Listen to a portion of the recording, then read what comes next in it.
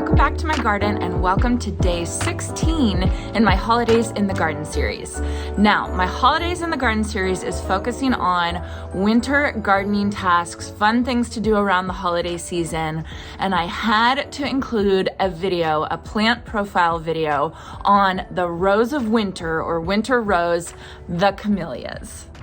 Camellias are hands down my favorite winter blooming shrub. I absolutely love them. I think that they bring color, beauty, joy to a time when there's not a lot of things blooming around the garden. So not only do they bring blooms when there's not a lot of things blooming, but they bring gorgeous evergreen foliage for the rest of the year. I think this is a must-have in your garden if you're able to swing it with your zone. Unfortunately, camellias are only hardy in zones 7 through 10. They don't like cold winter weather, most likely because that's the time that they're blooming.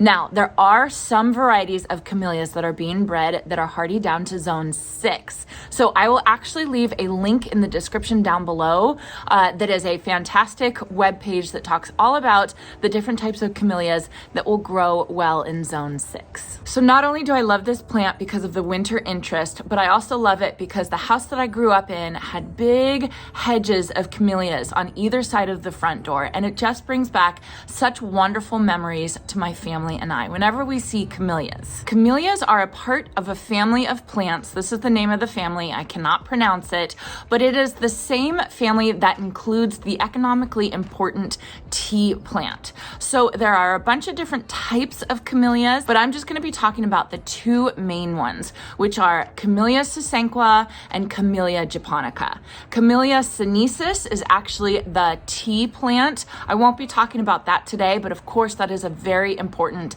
type of camellia since tea is the most popular drink in the world. Now, the two main type of camellias that are most popular in landscapes are, like I said, Camellia japonica and Camellia sasanqua. And don't let the names fool you. When I first started learning about camellias, I got really confused with those Latin-esque names and thought, I'll just think of them as camellias. And that's not enough. You really have to think of them as two different varieties because they act very different from each other. So Camellia japonica is probably the most popular kind. There's more than 2,000, some people say 3,000 different cultivars of Camellia japonicas. They tend to bloom a little bit later than Camellia sasanquas, more winter to early spring. They have big, glossy, green leaves, absolutely gorgeous, and they have these gorgeous flowers that look like roses to me, and I think it's Camellia japonicas that give camellias the nickname rose of winter or winter rose. Camellia sasanqua is also very popular. The flowers are a little bit more simple than the Camellia japonica, but they are much more prolific. Camellia sasanqua also blooms from fall to winter as opposed to Camellia japonica where it's winter to spring, so they tend to bloom a little bit earlier. You can see behind me, I have two Camellia japonicas right here. I have a Camellia sasanqua in my backyard and it is already blooming beautifully and it's mid-December. When you're at the plant store and you're trying to determine the difference between whether you're looking at a Camellia japonica or a Camellia sasanqua, the best way to tell is to look at the leaves. Like I said, Camellia japonica leaves are big, evergreen, glossy. The Camellia sasanqua leaves are a little bit smaller and they're a little bit pointier. So that's the best way to tell the difference between the two. However, on the plant tag, it will always tell you whether it's a japonica or a sasanqua because it's so important to know the difference and to know what type of variety you're purchasing. So I already talked about this, but the season of interest for camellias are, of course, anywhere from fall to spring, depending on the variety. If you have a Camellia sasanqua, it's going to be earlier on in the season. If you have a Camellia japonica, it's most likely going to be later on. And now there are so many different cultivars in each variety, in each type, that they will kind of overlap a little bit. For instance, I have a Camellia debutante. It's a Camellia japonica. This is an early blooming Camellia japonica. So it already has buds on it and it's going to start blooming and it's not even winter yet. Whereas if you look over here at my Mrs. Tingley camellia, this is a later blooming Camellia japonica, and this one's probably not going to start blooming until January or February for me. I think the important thing to remember for season of interest for camellias is that they're going to bloom when everything else is kind of tired and asleep, and they're going to bring you the blooms that you want to see at this time of year. As for height, camellias usually range between 6 to 12 feet tall, although they can get as high as 25 feet tall, which is crazy for a shrub. If you live in a milder climate, you can actually use camellias as a screening plant because they will grow into a nice, thick, dense hedge, and the leaves stay on all year long, so it's perfect for a privacy hedge. Now, one thing I do have to say is camellias are very slow growing. They only grow a couple of inches per year, so if you don't want them to get that high, you can definitely prune them back, stay on top of them, prune them once a year, and you can keep them size controlled. Because camellias are such slow growers, they really don't need a lot of pruning. But if you are going to prune them, go ahead and prune them right after flowering is done, whether that's in the winter or the early spring, depending on the variety that you have. Camellias do bloom on new wood. However, you want to give them plenty of time to have the new growth and the new buds so you have as big a bloom show as possible the next season. As for sun requirements, camellias thrive in partial shade. The best thing to do is protect them, especially when they're young plants, from the hot afternoon sun. As the camellias get a little bit older and their root systems develop a little bit more, they can handle a little bit more of the hot afternoon sun, but it's always best to protect them when they're young babies.